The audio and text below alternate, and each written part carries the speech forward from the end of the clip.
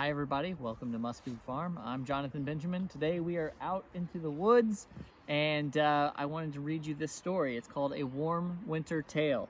The book's by Carrie A. Pearson and it's illustrated by Christina Wald.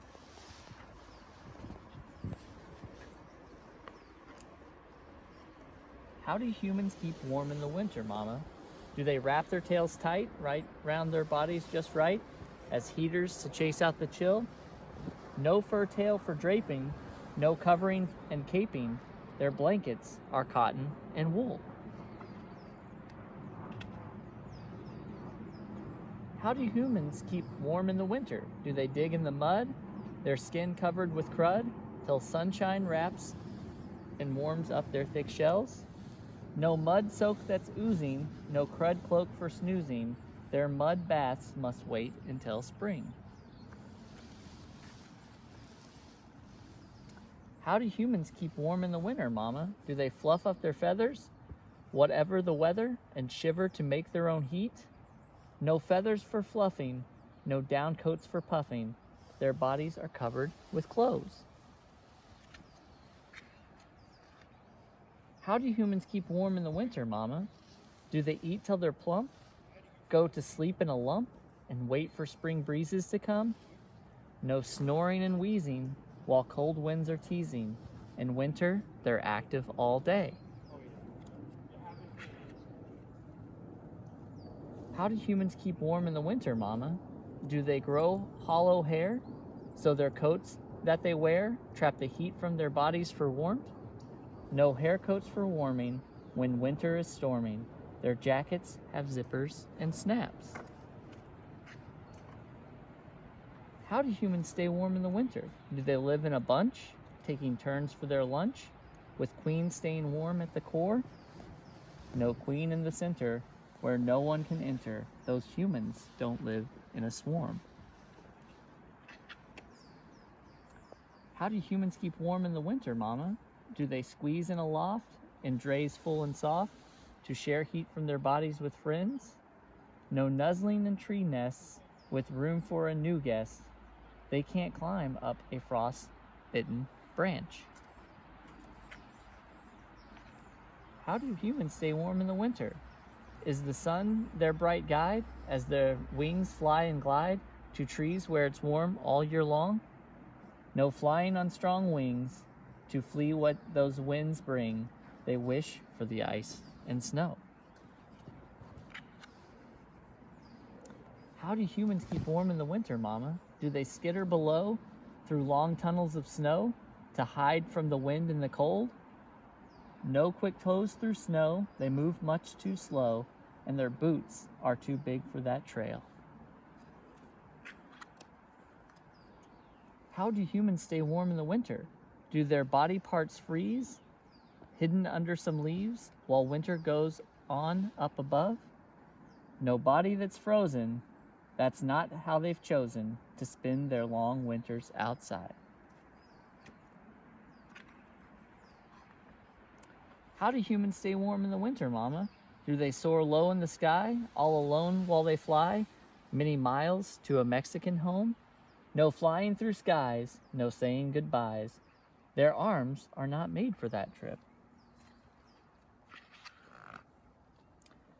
How do animals stay warm in the winter, Mama? Do they bundle in clothes, wrapping scarves around their nose, and pull on their boots and their gloves? No covering with clothes, no buttons or bows. Their bodies know how to stay warm.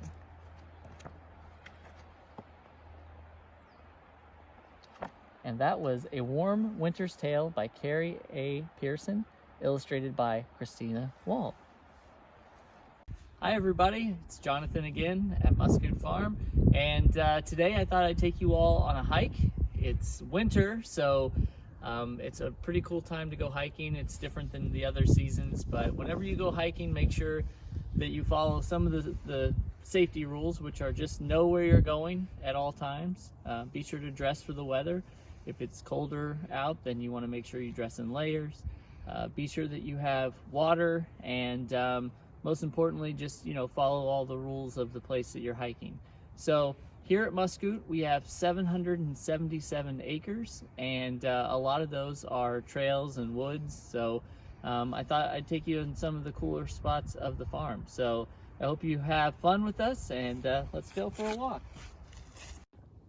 So we have reached one of our hay fields here at Muscoot Farm. So in the spring, in the summer, these fields grow just like your lawn does, and it'll start to get grass, and the grass will grow. And in with this grass, there's alfalfa and certain other types of grass, which we use for hay production whenever we feed our animals. So this field will grow really, really tall, and we'll use the farm equipment to cut it and then make it into hay bales, and then we feed those bales throughout the year to the animals. Obviously in the winter we don't have much grass growing. The fields kind of go dormant until the spring, and so right now this is a great place for a lot of animals to, you know, roam. And we see deer out here often, sometimes coyotes. I know that there are fox here at the farm, raccoons, all different kinds of birds. And if you come here and you ever go birding, these are really nice places to probably see a lot of like hawks or even eagles, because they use the sides of the perimeter where all the trees are, and they'll sit in the tree, and then they can listen for little rodents or rabbits or anything, and then they can swoop down and get something. So these are really nice places to go, and that's why farmland is so important, because it gives you those opportunities. It has these fields that are open, but then it has the woods, the boundaries, you know, between the woods and the next field, and that is a great place for all the different kinds of animals to go. So we have many hay fields here. Like I said, this is just one of them. And this is up near the gazebo if you've ever been at the farm and you want to come to this field. So let's go to the next place. So it's very important, I think, that whenever you're hiking, to be sure to make mental notes of things you saw that day. Maybe even write it down when you go home. Use your cell phone to type it in. There's some really great apps out there that will help you learn what certain things are in nature. And so you can definitely use one of those, but be sure to be very observant when you go out. You may just think that you're in a field and, you know, you see some trees or whatever, but you may walk by something and not even realize that you've done it. So that just happened here, where I was walking and I walked by this. And if you may know what this is, you may not know what this is, and that's okay. This is actually called Uatheca, and it is a praying mantis egg sac. So inside that right now, there's probably about 300 or so praying mantis babies. And what happens is that the female praying mantis will lay this egg sac, and, you know, she may pass away, and then in the springtime or late winter, these praying mantises will hatch. And if you see these, it's important not to, some people say, you know, you would trim this and put it in your garden. So if you have them on your own property, you could do that. But if you're out in nature, you don't ever want to take something like this, because you may think it's really cool. Oh, I'm going to snip this and I'll put it inside. Once it starts to heat up, all those praying mantis babies will hatch, and you'll have about 300 of them in your house. So it's a really cool thing to see in nature. And like I said, be sure to take pictures of this and write things down whenever you see them, and that way you'll always know what those things are. We are currently at a stream that runs through Muscoot Farm, and streams like this are very, very important in the winter, because as we know, in the winter things can get really cold and freeze, and whenever you have standing water that freezes, then certain animals won't be able to get anything to drink. So as this river or the stream kind of rushes through here, it typically probably won't freeze because of the amount of force that's going through here. And this will offer a place for all sorts of animals that call Muscoot Farm a place to stop and get a drink. So whenever you find places like this, out whenever you're hiking, it's usually a good place to look for animal tracks, because you'll see that they come here to get a drink, like I said. And it's really another cool thing to look at is what type of tracks you're getting. So if you see a deer track, you may even see a coyote track or something that's tracking that animal. You may see a small animal, you may see birds, you may see all different kinds of things.